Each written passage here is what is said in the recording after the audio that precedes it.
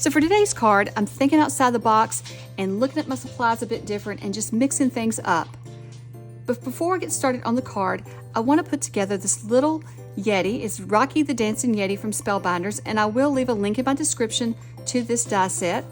So to get started on the Yeti, I cut all of the pieces out of white cardstock for his body, and then I'm coming back with various blues and just inking his different parts of his body to add color to him.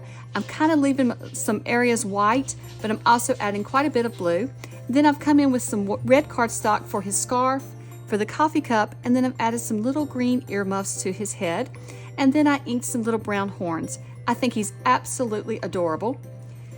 So for the background of my card, I'm just once again using some various blues to create this scene, and so I'm just using some blues to add the sky to this background. So for this card, I needed some snow mountains or snow drifts, so I'm just bringing out my scissors and some white cardstock, and I'm cutting out 2 different hills so I can overlap them. And then here's how I'm thinking outside the box.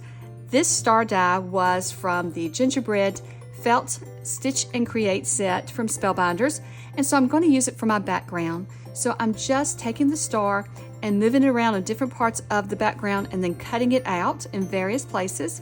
And then I'm coming in with the Christmas tree and I'm cutting it out of felt, and this came from the gingerbread die set as well, so I will link below to that in the description. And then I'm just layering everything up on my card.